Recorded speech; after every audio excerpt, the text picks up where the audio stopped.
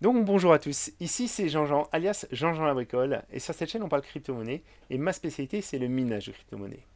Alors, heureusement, il n'y a pas que Jean-Jean sur les chaînes francophones qui parlent de minage, on a aussi plusieurs confrères, et aujourd'hui je voulais féliciter un confrère en particulier, c'est Mercurtronic. Donc félicitations à toi pour les 10 000 abonnés. Donc ça s'arrose, ça se fête. Donc les 10 000 abonnés, et en plus tu vas passer le million de vues. Donc vraiment, félicitations, tu le mérites. Et j'aime beaucoup regarder tes vidéos. Voilà. Aujourd'hui, justement, je vais rebondir sur une de tes dernières vidéos. Quoi miner, la purge n'est pas finie. Parce qu'effectivement, comme vous l'avez peut-être constaté, on a eu un retour un petit peu en grâce des coins en proof of work, ce qui est vraiment pas pour nous déplaire. Mais en même temps, on a bien vu qu'il y a beaucoup de mineurs qui ont rebranché leurs machines. Et moi, ça m'allait d'avoir beaucoup de machines éteintes parce qu'en fait, les difficultés de minage avaient vraiment baissé, étaient vraiment basses. Alors, moi, j'en ai profité de ce petit alt season des coins en proof of work. C'est pas le cas de tout le monde. Je voulais juste partager avec vous ça, hein. Ça m'a fait un petit peu rigoler, hein, surtout que ça vient de Julien Roman qui a quand même un petit peu d'expérience dans le domaine des cryptos, hein. À ceux qui attendaient la alt season, ils l'ont eu, mais dans le mauvais sens. Parce que voilà, il y a eu des coins qui ont perdu un peu de valeur, hein. Moi, je trouve pas du tout que ce soit une alt season. C'est un petit peu passager. En plus, on n'est pas sur des pertes très importantes. Regardez, 6%, 5%. Bon, on a des journées où on perd 10, 15%, voire 20%. Il y a Crypto Future d'ailleurs qui lui a répondu dans ce sens. C'est pas vraiment ça, hein, une alt season. En tout cas, c'est pas catastrophique du tout, hein. Et puis moi, avec mon portefeuille, j'en ai bien profité, hein. Donc, pour ceux qui n'ont pas suivi, j'ai fait une vidéo sur un outil qui est à mon avis très sympa qui s'appelle Livecoin Watch. Et ça vous permet en fait de, bien sûr, de rentrer manuellement votre portefeuille et vous pouvez lister tous les coins que vous possédez. L'avantage c'est qu'en fait vous n'avez pas de limitation. C'est-à-dire que vous pouvez lister tous les coins, ils sont tous présents en fait. En tout cas, tous ceux qui se minent, même les projets très récents, vous les trouvez. Et du coup, c'est génial. Ça permet aussi, en fait, vous avez une représentation sous forme de rectangle. Et elle est très agréable, je trouve, parce que ça permet aussi de visualiser un petit peu son portefeuille en images. Et moi, ça m'a permis, par exemple, de me rendre compte que j'avais misé un petit peu trop sur les nodes streamer data. Parce que c'est quand même une toute petite crypto. Et là, j'ai une prise de risque qui est un peu forte. Voilà. Donc moi, pendant cette période où vraiment il y a eu cette explosion, j'en ai profité pour vendre un petit peu de Radiant. Et avec ça, j'ai acheté de l'ergo. Un peu d'ergo, un petit peu d'atome, parce que c'est des coins dans lesquels j'aimerais bien avoir un peu plus de... Voilà. J'aimerais bien avoir mon portefeuille un peu plus diversifié sur ces actifs et un peu renforcer mes positions. Voilà. Donc moi aujourd'hui, je voulais donc déjà vous montrer un petit peu cette composition. Je vous invite vraiment, alors bien sûr vous masquez les montants parce qu'on n'est pas là pour comparer cet aspect-là, mais je trouve ça sympa aussi de pouvoir comparer les actifs et le portefeuille que vous vous êtes construit, hein. Donc n'hésitez pas à passer sur le Discord et à partager avec moi, hein, et avec la communauté. On pourra aussi peut-être, vous pourrez peut-être aussi avoir des, voilà, des avis des personnes, hein. Voilà, pas des conseils parce qu'on n'est pas là pour vous conseiller sur vos investissements. On reste sur un domaine qui sont les crypto-monnaies, je vous rappelle, hein, qui ne sont pas des véritables monnaies, hein. Et du coup, avec une prise de risque maximum et des variations qui peuvent être très importantes, hein. Le moins 47% de mon portefeuille vous le prouve bien, hein. Voilà, sur un an. Alors, moi, je vous ai préparé un petit fichier qui est ici. Comprennent le dilemme et le mur de la difficulté. Donc comme mon confrère Mechatronic donc, a fait sa vidéo, il vous a bien montré que c'était un peu la cata. Et effectivement, quand vous prenez les différents coins, alors le Dinex est un peu particulier parce qu'en fait, il était miné par les ASICs avant, mais on voit bien quand même qu'il y a une grosse évolution de la difficulté, très récente, hein. Euh, Depuis en fait le début avril en fait, depuis vraiment que les coins ont pris de la valeur. Pareil sur le Nexa. Sur le Caspa, c'est encore pire, hein, ça monte fort, hein. Radiant, n'en parlons pas. Novo, alors là, Novo, je crois que c'est l'apothéose. Vous avez vu comment ça part à la verticale. Et voilà. Donc moi, clairement, c'est vrai, on a des grosses augmentations, mais je voulais vous les mettre sous forme de pourcentage pour qu'on puisse bien comprendre et voir s'il n'y a pas des cartes à jouer par rapport à ça. Donc le Dinex, alors il faut bien aussi vous rendre compte que par exemple le Dinex c'est un coin qui est sorti très récemment et qui était très difficile à miner au tout début, hein. Mechatronic a passé plusieurs soirées à essayer de commencer à miner, hein. Voilà, donc entre temps, bien sûr, c'est beaucoup plus facile de le miner. Les mineurs ont fait des très grosses progressions, mais ça a intéressé de plus en plus de gens. Et puis le projet a prouvé un petit peu que c'était pas un projet bidon et qu'il y avait quelque chose derrière. Voilà. Donc on est sur une augmentation de la difficulté. Donc moi je vous ai pris trois niveaux de difficulté. Difficulté début d'année, difficulté au 1er avril et difficulté actuelle. Donc vous voyez, depuis le 1er avril, la difficulté, elle a augmenté de 500%. On est à 500% de la difficulté qu'on avait au 1er avril. Et par rapport au 1er janvier, c'est 18 915%. Donc effectivement, les gens qui ont miné du Dinex au tout début, ils se sont fait des bacs de malades et effectivement, c'était une très très bonne chose à faire. Voilà. Nexa, la difficulté depuis le 1er avril n'a même pas doublé en fait, hein. Moi je pensais en fait en regardant la courbe que ça avait vraiment été multiplié par 4-5, mais absolument pas. Voilà. Donc il y a peut-être un coup à jouer par rapport à ça. Alors la difficulté a énormément progressé depuis le 1er janvier, hein, mais Dinex et Nexa, c'est des coins qui sont très très récents. Voilà. Caspa, alors Caspa, on a la difficulté qui augmente, on est à 147% depuis le 1er avril, et depuis le 1er janvier, on a pris 1000%. Mais il faut voir aussi que le coin a pris énormément de valeur, et donc ça a intéressé beaucoup de monde. Parce que la courbe du Caspa, elle était extrêmement plate et extrêmement faible avant le début d'année. Radian, alors Radian, c'est ça que je voulais vous montrer aussi, parce qu'il a pris 500% depuis le 1er avril, mais entre le début d'année et le 1er avril, en fait, la difficulté du Caspa avait pas arrêté de baisser. C'est un coin en fait qui valait pas grand chose, qui intéressait pas grand monde, et c'est toujours dans ces moments-là que l'on fait, à mon avis, les meilleurs investissements, parce qu'en fait, on accumule beaucoup de coins. Voilà.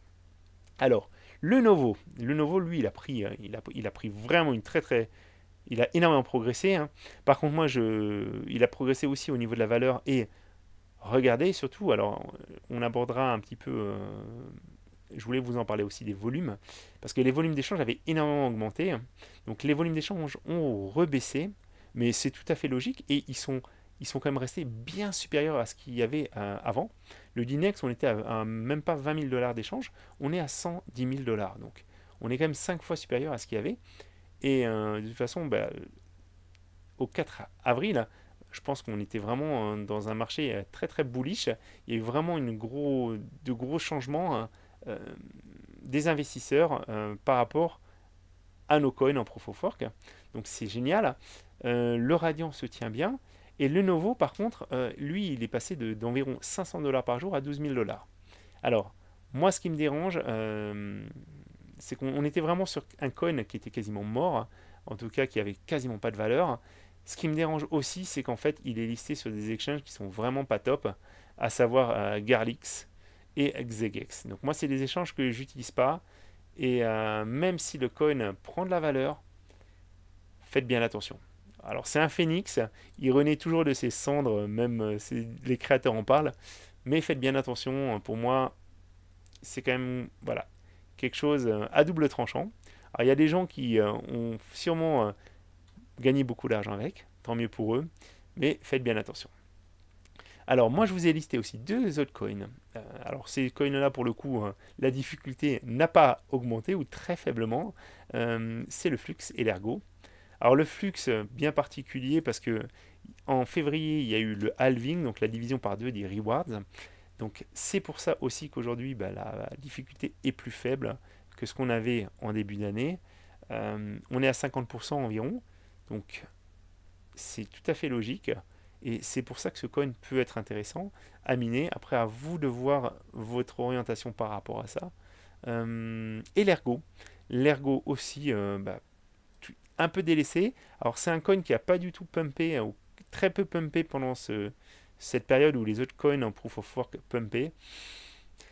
À vous de vous faire une opinion par rapport à ça. Moi, ce qui se passe, c'est que pour ma ferme, Jean-Jean la Girouette a remis un petit peu ses machines sur l'ergo. Ça m'a fait rigoler parce que Makertronic disait dans sa dernière vidéo justement, oh bah l'ergo, ça m'embête de remettre mes machines sur l'ergo parce que ça consomme quand même. Il y a quelques temps, l'ergo on se disait, c'était un petit peu le saint graal pour le mineur, c'était un des algos qui consomme le moins, mais ça c'était avant le Linux, c'était avant tout ça. Voilà. Donc moi, je voulais vraiment vous parler de tout ça parce que c'est important. Important de regarder les chiffres parce qu'on est un petit peu surpris, hein. Moi, je ne m'attendais pas à ce que le Caspa ait augmenté uniquement de 300% depuis le début de l'année, hein. Donc à voir, il y a peut-être moyen d'accumuler encore des coins. Ça va beaucoup moins vite qu'avant, hein, forcément, on est de plus en plus nombreux, hein. Le Caspa aussi, je voulais vous en parler. Parce que, comme vous savez sûrement, on a maintenant la concurrence des FPGA qui arrive. Et justement, au niveau des FPGA, je voulais vous montrer. Alors, il y a des machines qui sont déjà sur le marché qui ressemblent à ça. Donc 14 GHz. A priori, en fait, celles-là, elles sont déjà en train d'être livrées. Il y a d'autres projets pour des choses encore plus puissantes. Voilà, 1 TH. Euh, 1 TH sur le Caspa. Si ça sort et si c'est vraiment réel, j'ai trouvé ça sur Bitcoin Talk en fait. C'est récent, un 16 avril. FP91G, c'est vraiment un membre qui est là depuis très très longtemps, qui en parle. Si c'est vraiment le cas, ça va faire extrêmement mal sur la difficulté du Caspa. Je vous en parle aussi parce que Son of a Tech, donc mon confrère nord-américain, en a parlé. Lui, il voulait acheter des FPGA pour le Caspa. On lui avait dit oui, puis non. Et puis finalement, on lui a redit oui. Mais au moment où les personnes sont revenues vers lui, ce qui se passe, c'est qu'en fait, c'est le moment où le hash rate aussi a augmenté de façon très importante.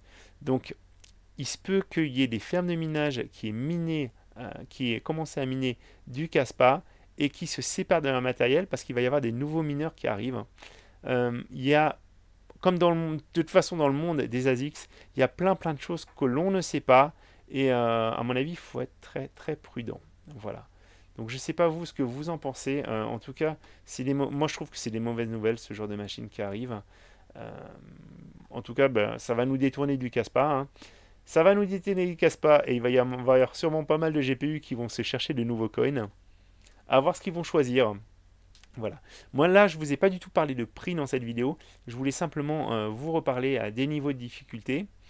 Alors, Pasté, on t'aime bien, mais franchement, je l'ai mis là parce que effectivement, euh, je vous rappelle, en fait, c'est un membre du Discord qui a accès, qui gère de très jolies fermes GPU, hein. Donc j'ai vu pas mal de photos, hein. C'est super impressionnant. Il est très sympa, il nous aide, etc. Mais franchement, si les grosses fermes industrielles étaient éteintes, ça serait pas mal, hein. On serait quand même beaucoup mieux. Donc là, moi, j'ai regardé un petit peu juste avant sur hred.no, hein. Je me focalise pas sur hred.no, hein, ni sur sur ce type de site. Faut pas prendre, encore une fois, moi je trouve qu'il faut pas prendre uniquement la rentabilité à l'instant T, hein. Je sais que c'est super discuté ce sujet-là. Moi j'ai encore vu mon confrère DJ Mine, ben, lui il avait toutes ses GPU éteints et puis il les allume quand c'est rentable. Ouais, ben, si j'avais fonctionné comme ça, je pense que mon bac de Radiant, hein, je l'aurais jamais eu parce que le Radiant n'était pas rentable à miner. Alors j'aurais pu en acheter, mais il fallait que j'aille sur Trelogre avec du Bitcoin ou avec de l'USDT. Il fallait que je passe des ordres. Tout ça, c'est aussi un travail, c'est une veille. Alors que laisser mes machines tourner, les paramétrer sur le coin qui m'intéresse, les laisser tourner, ça ne me demande pas un grand effort. Voilà. Mais encore une fois, je pense que ce sujet, il n'est pas prêt d'être tranché, hein. Il y a vraiment des avis qui sont très très partagés, hein. Et moi, je vous partage juste ma façon de voir les choses, ma façon de procéder. Après, c'est à vous de voir ce qui vous intéresse et apprendre ce que j'ai à vous apporter. Voilà. Donc, pour moi, c'était à peu près tout. Ah oui, je voulais simplement vous parler aussi du sujet qui est discuté en ce moment. C'est Ironfish, nouveau coin en privacy coin qui va sortir. Moi, j'en pense pas du tout du bien. Le lancement apparemment est assez chaotique, ce qui n'est pas très étonnant. J'ai mon confrère encore qui en a parlé, Son of a Tech.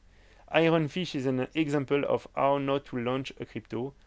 Donc c'est un exemple de comment il ne faut pas lancer une crypto. Elle est centralisée dans tous les sens. La pire distribution de la hash rate que j'ai vue, etc.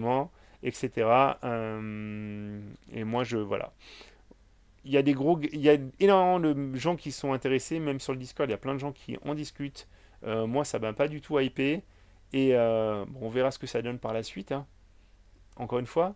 Mais ça sera sans Jean-Jean, en tout cas. Voilà. Ben, je vous souhaite à tous une bonne soirée. J'espère que cette petite comparaison aussi vous permet de remettre un peu les choses à leur place. N'hésitez pas à commenter la vidéo, bien sûr. Et puis, je vous dis à très bientôt.